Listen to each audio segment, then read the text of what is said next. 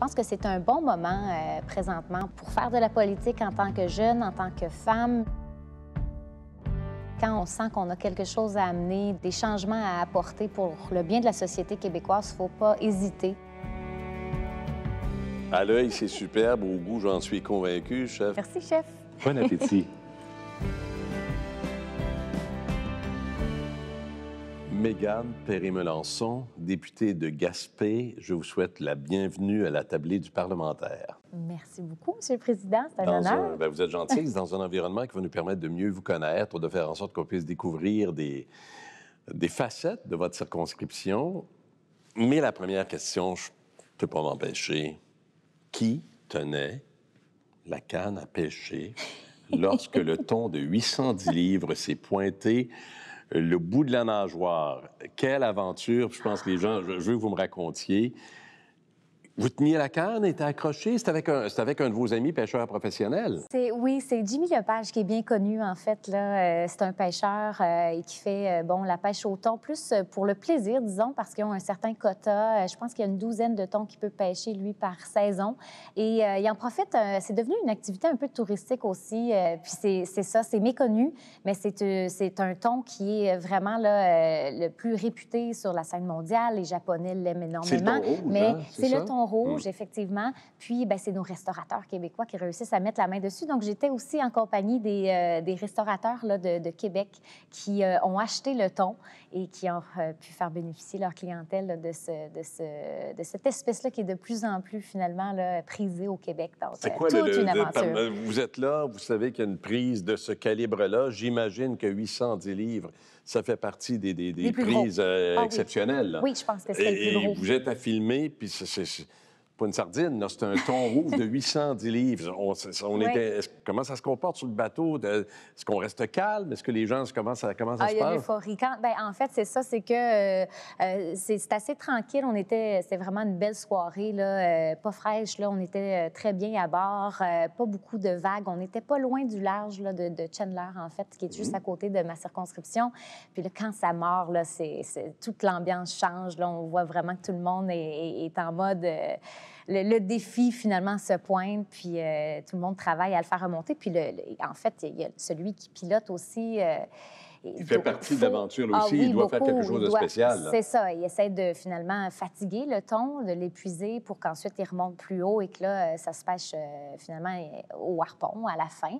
Donc, c'est une canne à pêche avec un fil assez tenace. Résistant. Mais c'est quand même fascinant de voir qu'on peut pêcher une espèce aussi gros avec une simple canne à pêche, là, finalement. Donc, lui avez-vous goûté? Il est dans mon congélateur, j'espère. Oui, j'ai réussi à avoir un petit morceau. Puis, je vais faire du thon, tataki. Là, je prévois faire ça entre amis, donc on va faire une soirée. Là, vous m'ouvrez une porte. On est au parlementaire, puis tout à l'heure, on aura le chef exécutif, Martin Gagné, qui viendra probablement vous surprendre avec ses créations aussi. Mais vous dites, oui, je vais faire du tataki, etc. Oui. Ce plaisir de cuisiner également, puis de créer, ça vous habite? Oui, depuis peu. Je pense que c'est une activité que j'aime faire en couple, avec des amis aussi, à la maison. Donc, quand le temps me le permet. Mais je suis assez amateur, là. Je suis pas encore très habile là, dans toutes les techniques de culinaires. Donc, je serais bien contente que Martin, notre chef, pourra nous l'apprêter, nous donner des techniques et tout ça. Mais j'aime bien, oui, avec tous les produits de la mer en Gaspésie, disons qu'on aime bien là, pouvoir recevoir à la maison. Et voilà, quand on a des visiteurs aussi de l'extérieur. Je vous parlais de celui qui vous donnera des conseils potentiellement à un certain moment donné. Je vous présente le chef, bien sûr, Martin Gagné, chef exécutif du parlementaire, qui nous reçoit aussi aujourd'hui. J'ai l'impression que j'essaie d'imaginer, je me doute un peu, là, mais... Bienvenue. Merci beaucoup. Petit indice, maître du fumoir. Oh oui. Alors, Madame la députée, Monsieur le Président.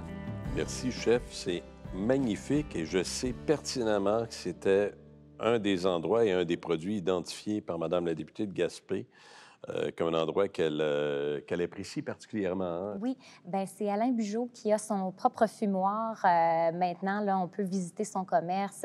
Toujours, il se fait un plaisir, en fait, de recevoir la visite. Et c'est une entreprise familiale qui a débuté par son père, qui avait le manoir de Percé. Donc, il gérait son hôtel et les produits étaient vraiment destinés à sa clientèle. Maintenant, on peut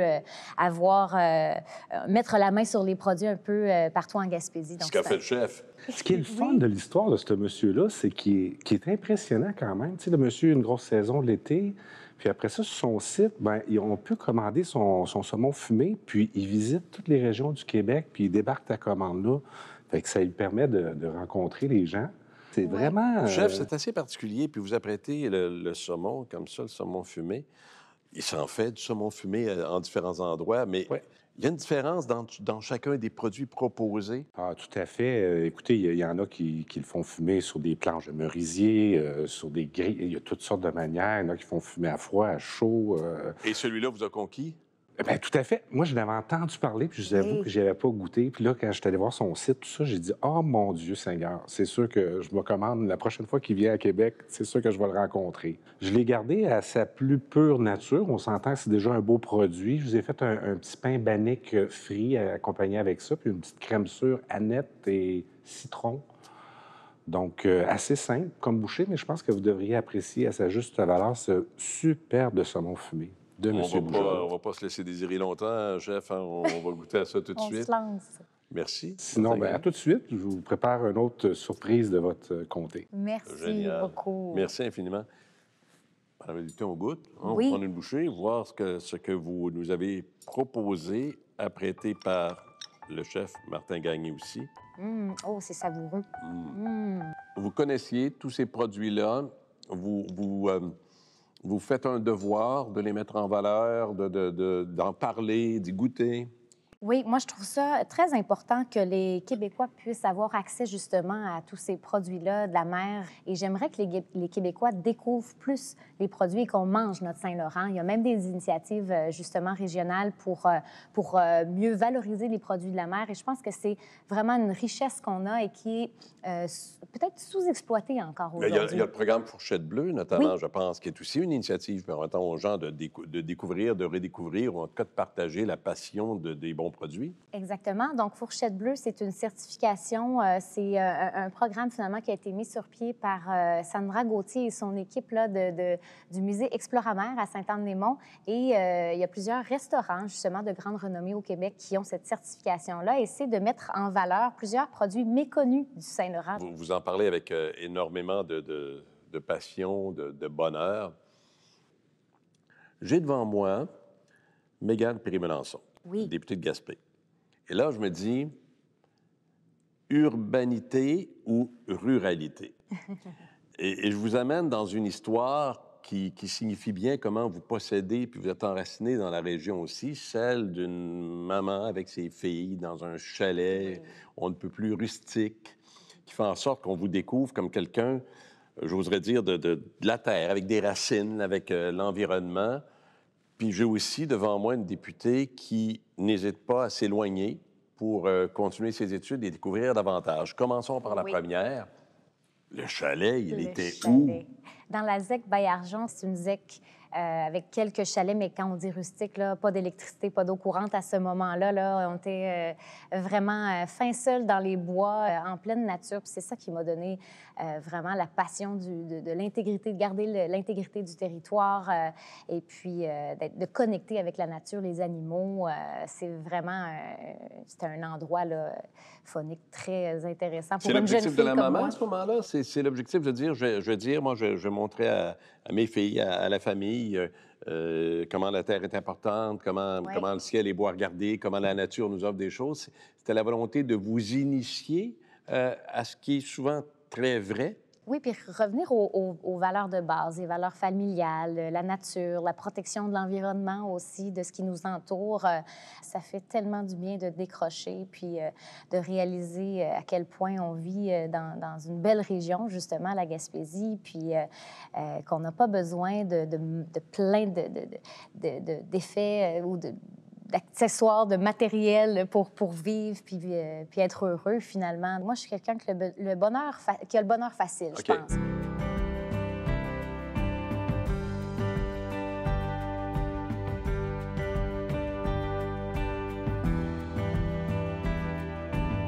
Vous avez étudié, donc, à l'ITHQ, à l'Institut de tourisme et d'hôtellerie du Québec. Oui.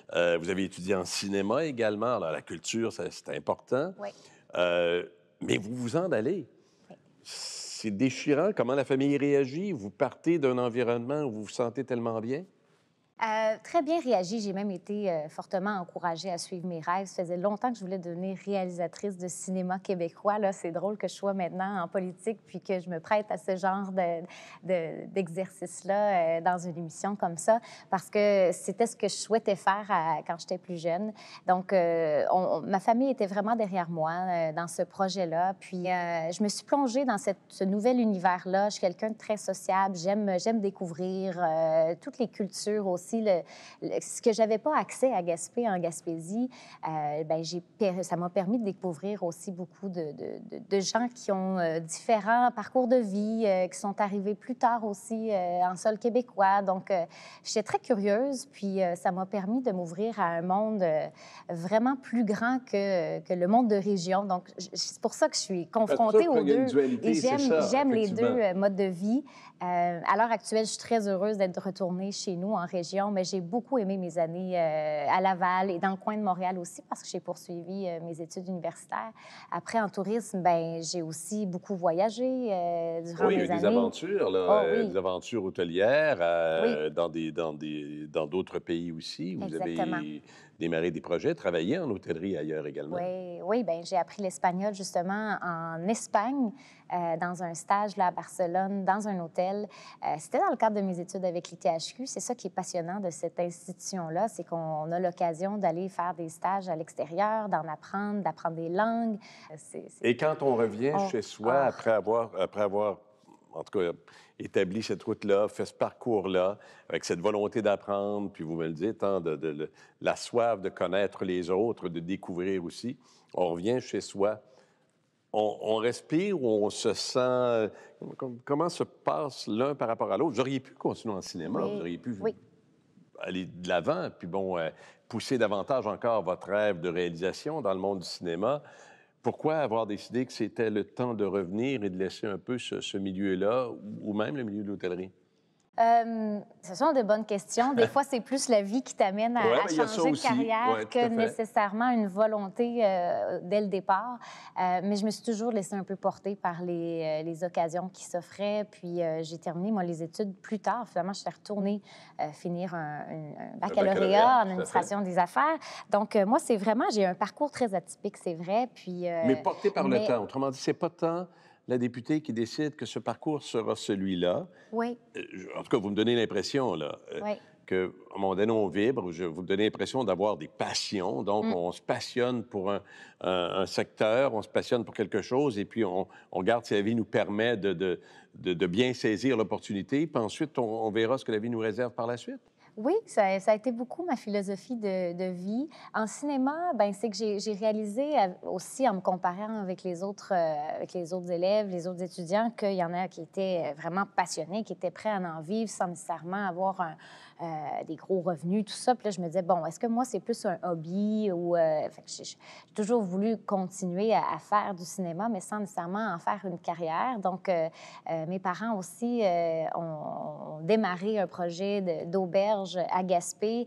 On a rénové complètement, en fait, notre maison centenaire, là, où est-ce qu'on a fait une auberge. Alors, j'ai travaillé en tourisme pour, justement, reprendre l'entreprise par la suite. Il est arrivé autre chose, finalement, là, encore en cours de route. J'ai dû me réorienter, et puis c'est là que je suis arrivée en politique, finalement, comme attachée politique pour le député Gaétan Lelièvre, que vous avez connu. Oui, tout à fait. Et qui m'a beaucoup appris, justement. Et c'est là que mon goût pour la politique s'est développé au point d'éventuellement rêver à faire le saut.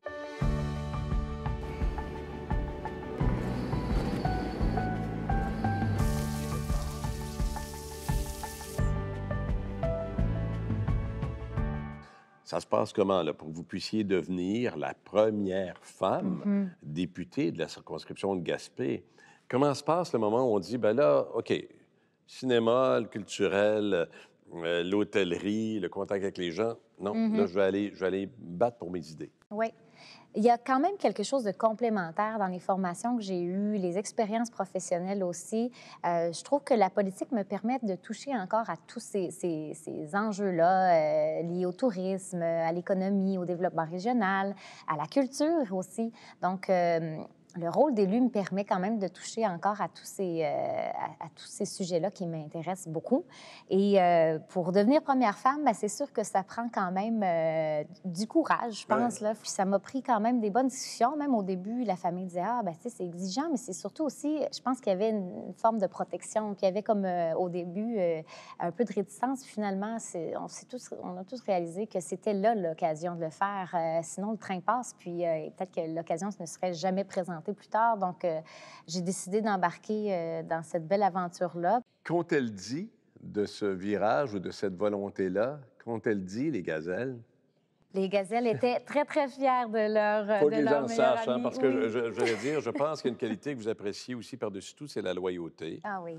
Et ce sont des amis loyaux depuis longtemps, puis c'est systématique. Vous vous parlez, vous échangez, vous analysez, mais vous vous voyez. Oui, ça, c'est une des plus belles réalisations comme amie, justement, c'est d'être capable d'entretenir ces liens avec 12, ben, on est 12, un groupe de 12 gazelles, et on se voit chaque année. On a fait le primaire ensemble, le secondaire, on a continué à se côtoyer après au cégep. On est un petit peu partout maintenant au Québec, mais on trouve ça important de garder ces liens privilégiés-là, puis de continuer à se donner des défis professionnels, personnels. Quand une passe un moment plus difficile, bien, tout le monde est là pour l'aider à se relever. Donc, on essaie, là, malgré toute la charge de travail comme élu, bien, de trouver du temps de qualité pour ça. Où on prend le temps souvent de se réunir autour d'un bon repas parce que c'est là que fusent souvent les meilleures idées également, puis les meilleurs échanges. Ce que va nous proposer le chef Martin Gagné dans un instant avec son autre création pour souligner votre passage, bien sûr. Puis ensuite, on continue à jaser ensemble.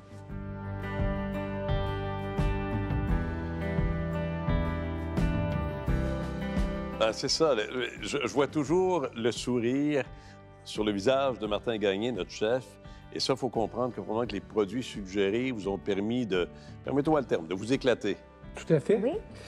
Bien, le produit vedette, c'est la choucroute TAP, spécialisée dans la bio-lactofermentation. Donc, voilà. Voici. On déguste aussi avec les yeux. Hein? C'est vrai que c'est tellement important. C'est invitant déjà au départ. Vraiment, les couleurs, l'odeur aussi, tout sent bon. Mais c'est un produit phare, hein? Madame Léputier, vous le disiez, mais cette choucroute est un produit phare que, personnellement, aujourd'hui, je découvre aussi à travers notre rencontre. Oui. Moi, j'ai choisi leur choucroute, celle aromatisée au laurier, aux feuilles de laurier. Je n'y ai pas touché. Je l'ai laissé telle quelle. J'ai juste le mérite de l'avoir réchauffée. Sinon, je voulais accompagner, en fait, poitrine de canard que j'ai mariné dans le miel, un peu de soya, que j'ai rôti au four tranquillement. Devrait être assez tendre. Je l'ai servi avec brocoli, chou kale, juste sauté un petit peu légèrement au beurre. La sauce, bien sûr, autour, qui est le mélange de soya et de miel de l'assemblée qui a réduit. Puis une petite écume de betterave. Donc, ça devrait vous plaire.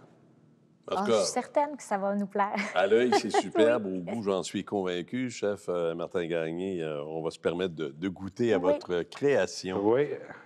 On goûte? Oui, absolument. Je suis rendue là. Merci. Merci, chef. Bon appétit.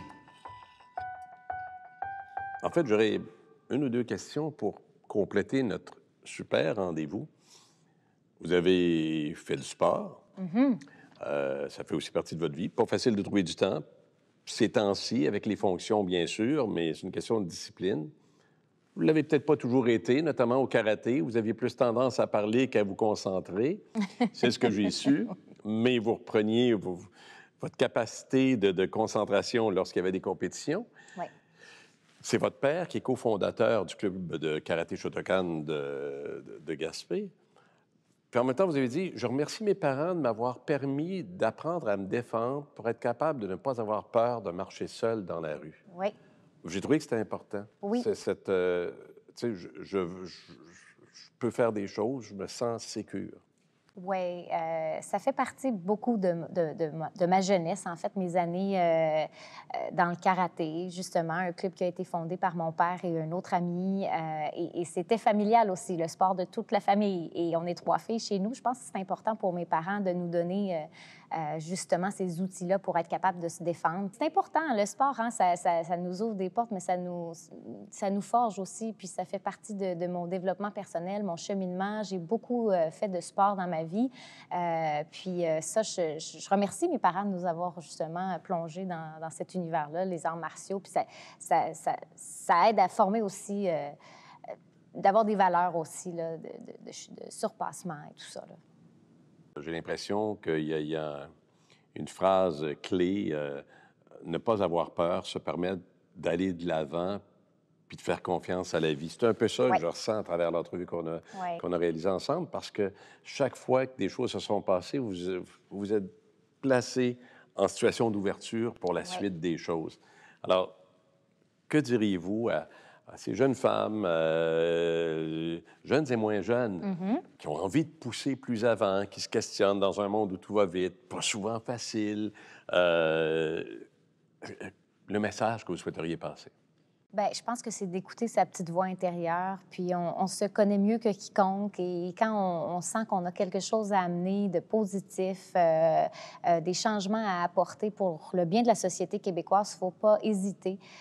Moi, j'ai envie qu'il y ait encore là, plus de 55 députés femmes à l'Assemblée nationale aux prochaines élections. On a vu encore aussi au milieu municipal qu'il y a eu des changements majeurs sur la scène du Québec. Alors, je pense que c'est un bon moment présentement pour faire de la politique en tant que jeune, en tant que femme. Je veux aussi passer un message important pour les régions éloignées, qu'elles font partie, ces régions-là aussi, de la prospérité économique du Québec, et qu'il faut en prendre soin de nos régions. Alors, au maximum, moi, je travaille beaucoup pour la décentralisation, l'autonomie des régions. Je pense qu'on a beaucoup à apporter. On l'a vu justement à travers la gastronomie gaspésienne aujourd'hui, mais sur différents plans, l'offre culturelle aussi. On aurait pu parler des beautés de la Gaspésie. Des beautés, les paysages, bien sûr, qu'on connaît bien, les festivals, les artistes qui s'y retrouvent également. Oui. Donc, c'est vraiment, moi, mon but en politique, c'est vraiment de faire du développement régional. Et comme on l'a dit maintenant avec mes dossiers de porte-parole aussi, bien, ça me permet de me lever en chambre au nom des Gaspésiens, au nom des citoyens du comté de Gaspé. Puis c'est tellement une belle fierté. Donc, il faut travailler aussi au retour des jeunes. Et je pense qu'en étant plusieurs jeunes dans des milieux décisionnels, des postes importants aussi, d'être aux commandes, on est la relève, puis c'est important qu'on s'implique. Donc, ne pas hésiter, pas attendre justement d'être plus vieux avec tout un bagage ou une expérience. On a quelque chose aussi à apporter parce qu'on est la voix des jeunes familles, des jeunes professionnels sur le marché du travail. Donc, de se faire confiance, c'est le message le plus important à passer aujourd'hui. Et la dernière, j'avais dit deux questions. La dernière, est-ce que la députée de Gaspé a une vision sur son demain, où elle fait ce qu'elle m'a raconté avoir fait au fil des années, c'est-à-dire de se laisser porter par ce qui l'amènera où elle doit aller? Un peu des deux, je dirais. J'ai envie de poursuivre en politique et de développer encore. Et ça, j'ai toujours dit, en fait, que j'allais être là où j'allais me porter candidate, en fait, si je sens que je suis encore cette personne-là pour représenter les intérêts de la région. Donc, je prévois poursuivre dans cette lancée-là. Et si jamais quelque chose d'autre m'arrive ou une réorientation, bien, j'espère que ce sera encore au bénéfice du développement de la Gaspésie et des gens qui y habitent, parce qu'on est fiers, on se tient, on s'entraide beaucoup, et c'est ça que j'ai envie de faire de ma vie, finalement. Et la famille sera là pour en jaser, oui. Les gazelles seront là pour en jaser également, les amis. Ça a été un plaisir de vous recevoir, Mme la députée de Gaspé. Une belle rencontre, j'apprécie énormément. Merci d'avoir accepté cette invitation-là. Merci de l'invitation.